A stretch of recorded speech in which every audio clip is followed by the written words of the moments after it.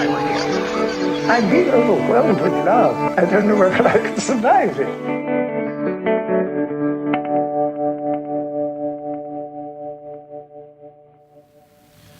Tomorrow's Memorial Day, which I'm sure all of you are aware of that, where we celebrate those who have been killed in defense of our country. And that important holiday is not lost on me. And so I'm wearing this t-shirt today, which is a Team Red, White, and Blue t-shirt that is an organization, a nonprofit organization that puts civilians into contact with veterans, particularly Iraq and Afghanistan veterans, through exercise physiology and positive psychology. And Team Red, White, and Blue is exploding across the country now, and people are, the benefits of an organization like this is that people who have served our country are coming together with people who have benefited from their service, but also been here to build up that community while they were deployed. And through that interaction, people are recovering, both veterans and civilians, recovering a sense of intimacy and groundedness and togetherness. And I like that. It's not lost on me that it's not Veterans Day, it's Memorial Day tomorrow. But I'm also aware that 50% of the constituency of Team Red, White, and Blue were those who served alongside those who have fallen. And so it's a privilege to be a part of that community myself. And in the wonderful way that we do at FADS, this is not the mission, that is the mission. And however you need to put the love of Jesus into the lives of people in positive, practical, transformative ways, I want you to go out and do it and find that this place is a source of support for that. Team Red, White, and Blue is one of the ways that I do it. You could be a part of that if you want to. You can go on their website and sign up and get emails. But whatever way that you do it, I hope that you will.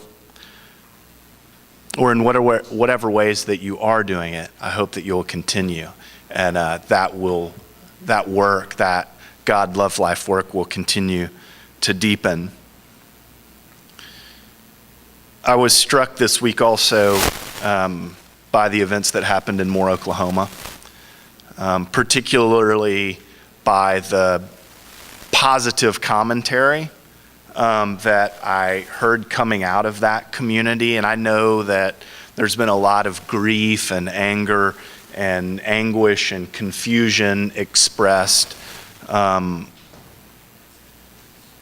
It always happens because those emotions are there. But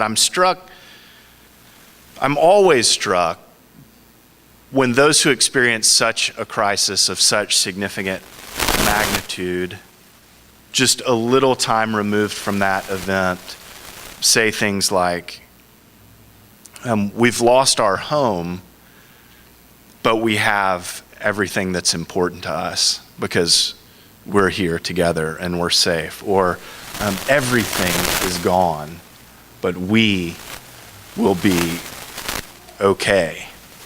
And I'm not unaware that it was just a few weeks ago that people in Southern California were saying things like that in relation to the wildfires. Last month on April 15th, we saw the city of Boston grow closer together after the Patriots Day marathon bombing. It wasn't so long ago that we endured Sandy and Sandy Hook.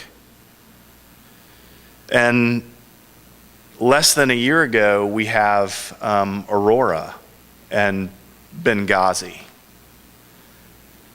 And whether we remember these events or not, and I know we remember them, but I mean whether we consciously remember them, whether they're a part of our day-to-day conscious thinking, they're affecting us. as 9/11 is, and Afghanistan and Iraq, as economic recession is affecting us, as contentious political elections and contentious political government is affecting us. These are things that we carry around with us unless we're crazy resilient, which maybe a few of you are, but just a minority, a very small minority.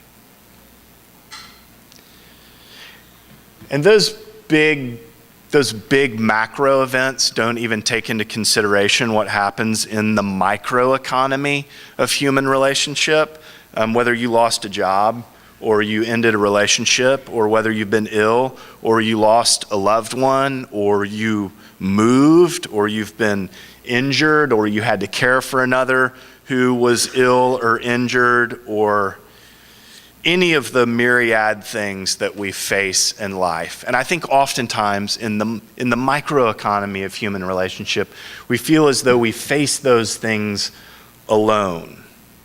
They're hurdles that we feel like we have to clear, whether we're ready or we're fit enough or able enough to clear them.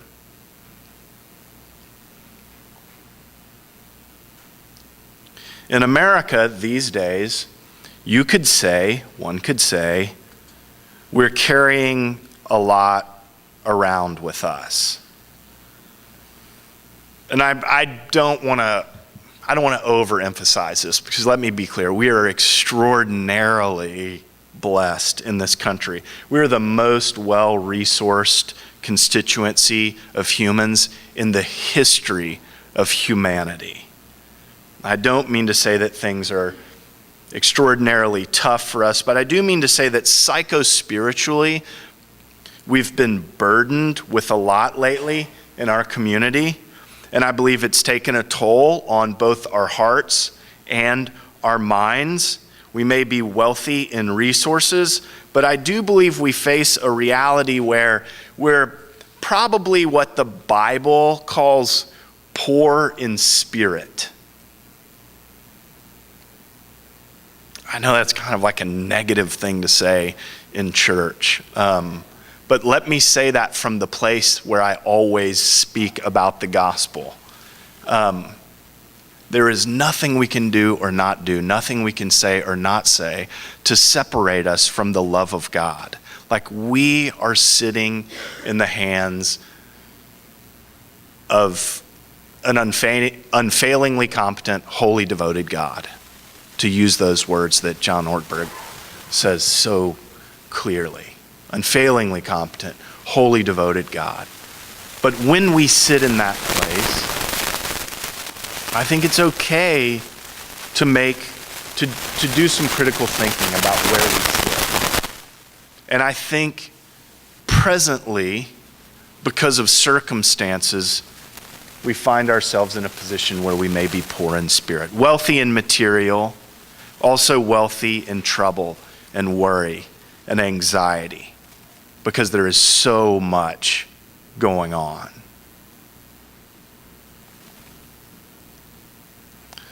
So I want to play around a bit with what wisdom Jesus offers those of us who find ourselves in this kind of position.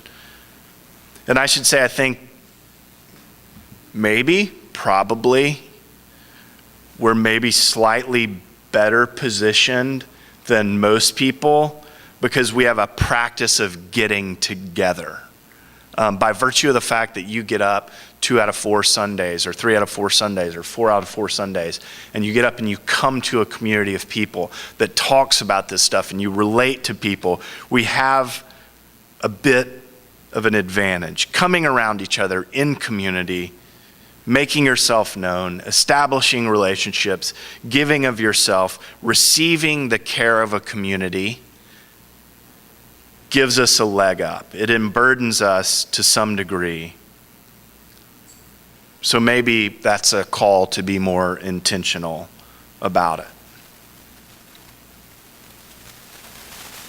That's the advantage that I think of. I think God is in all of our lives, but the advantage of getting together as a community and embracing the love of God gives us a competitive advantage over the rest of humanity who's just trying to go it alone and white knuckle it and do it. And that's it's not far off from the mission of Team Red, White, and Blue. They're putting people together. Does God love them? Us? You? Me? Absolutely. Is there an advantage of coming together as a church or as a community, a team? Definitely, there is an advantage to that, undeniably. If you remember the reading from last week, and here we are in Mark's Gospel in the 10th chapter, Jesus has this encounter with a trust fund kid. This kid followed all the rules and regulations for having a good life, yet he's compelled to come to Jesus, and not just compelled to come to him, but he comes to Jesus on his knees to ask him how he might access the good life even more fully. Jesus has a lot of compassion for this man. He looks at him and loves him. That's what the scripture said. Jesus looks at him and loves him. And then he tells this man that he should let go of his wealth and invest in a deep-spirited relationship with him and his companions on the road. That would be the answer to the good life. And this guy's normal. So, to no surprise, he can't do it. Jesus seems to know, even before he responds, that it's too much to ask of him. Yet he asks anyway. Let go of what you think the good life is, and come and experience a different life, and you will find what you are looking for.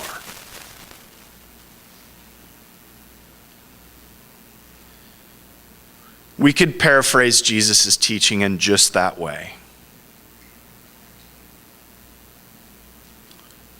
And then today we get the latter section of the story. We get Jesus' commentary to his disciples regarding his exchange with this trust fund kid. He says, "Do you have any idea how difficult it is for people who have it all to enter God's kingdom?"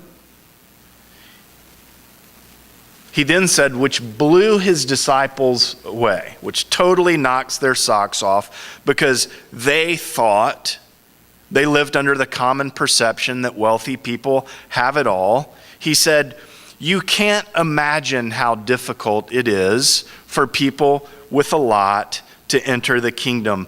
I'd say it's easier for a camel to go through a needle's eye than for the rich to get into God's kingdom."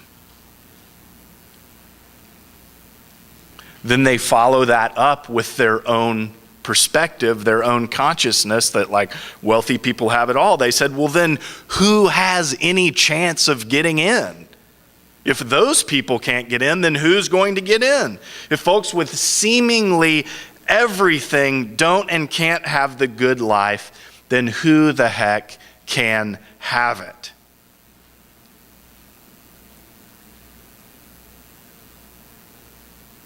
And Jesus responds, no one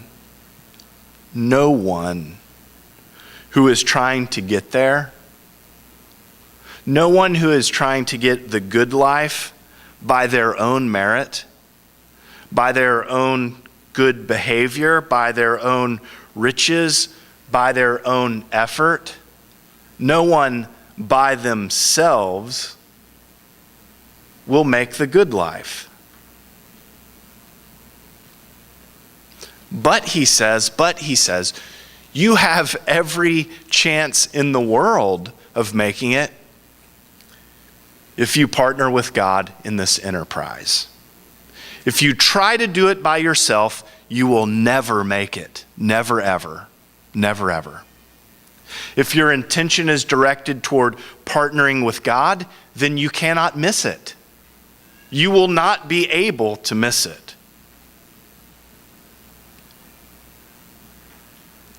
And he then follows that up with some extra encouragement.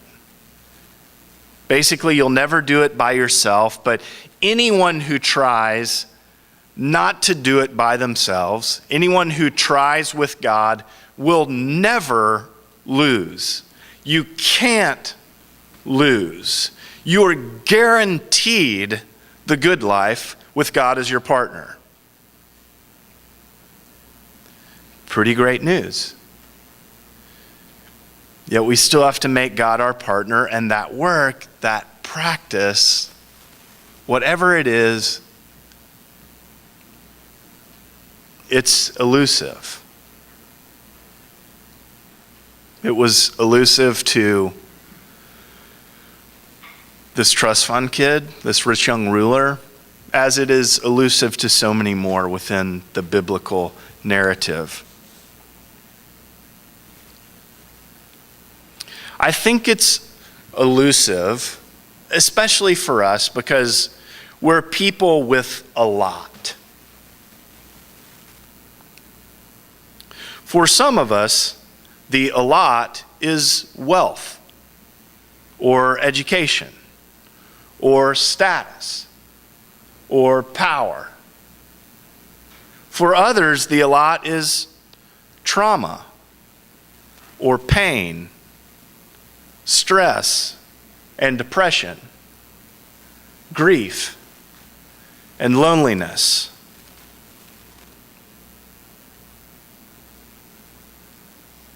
And for a few of us, it's both of those poles, the negative and the positive, wealthy and depressed, powerful yet grief-stricken, well-educated and traumatized.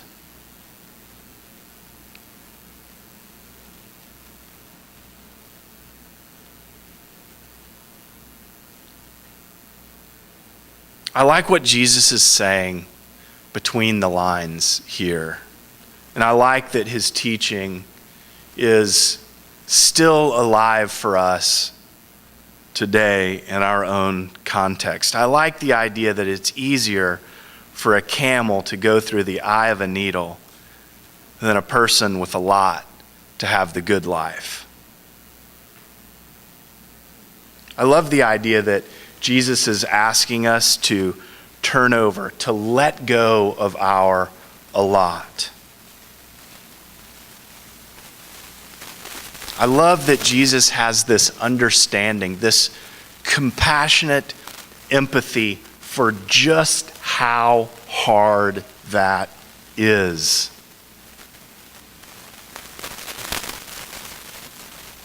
And I love that God loves us enough to still tell us the truth that we will have to do hard things, and that we will have to do those hard things together.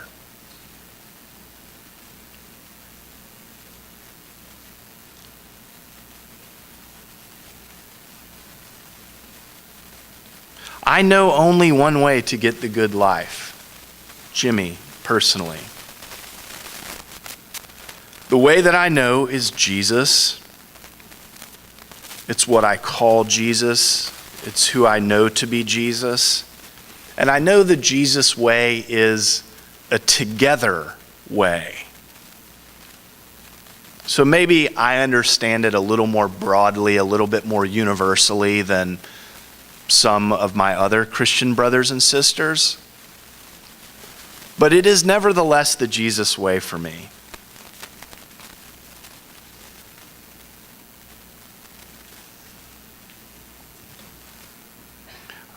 I also am aware that we need something more practical than that. We need to know, like, what does it look like?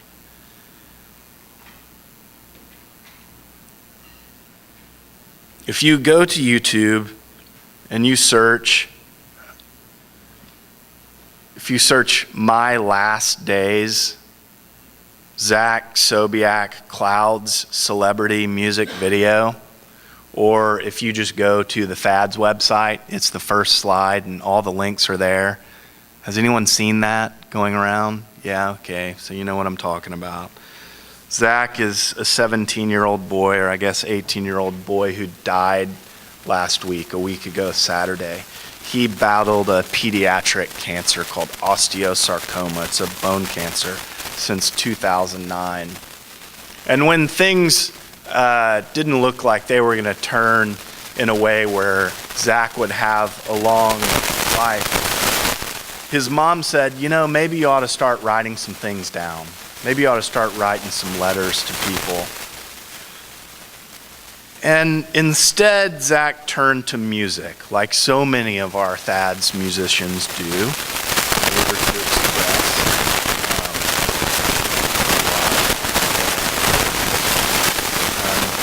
but Zach turned to music to express that in a more intentional and final way for his family and friends. In doing that, Zach let go of a lot.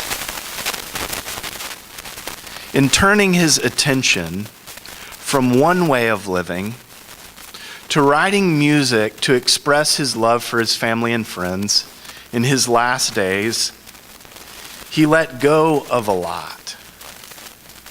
And he is an utter inspiration. You will not make it through any of these videos without crying like a baby.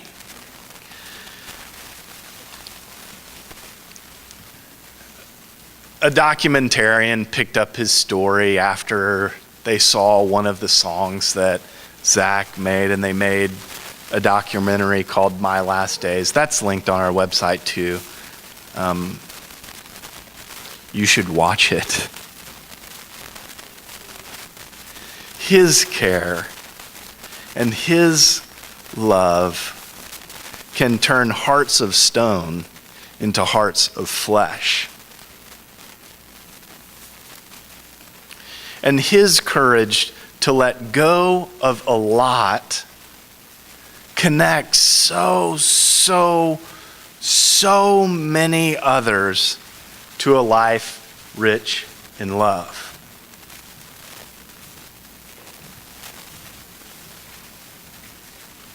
The grief, the trouble, the loss is still very present, very real, very powerful, very alive. But the love is overwhelming. The love is overwhelming that thing. Zach sings to his family and friends, well, I fell down into this dark and lonely place. There was no one there to care about me anymore.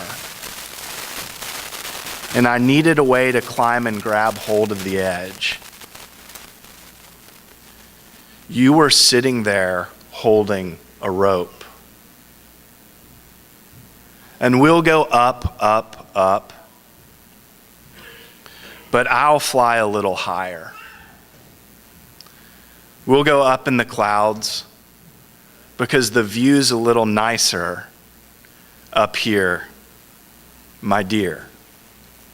It won't be long now. It won't be long now.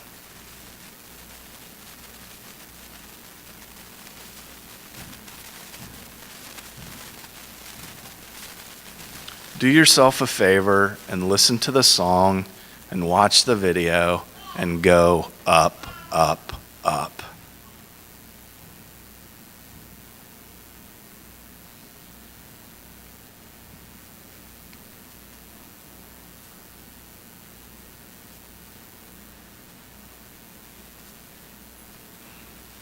I like to think of Zach slipping easily through the eye of a needle last Saturday morning. I like to think of him joining so many others.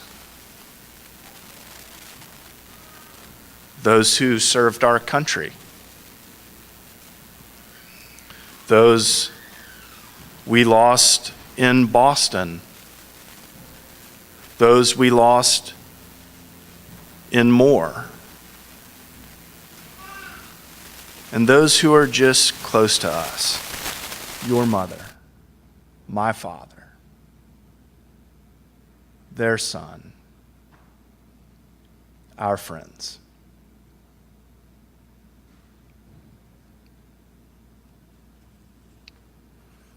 That's all I'm going to say. What are you guys thinking? What do you need to talk about? It's probably all I can say without boo-hooing.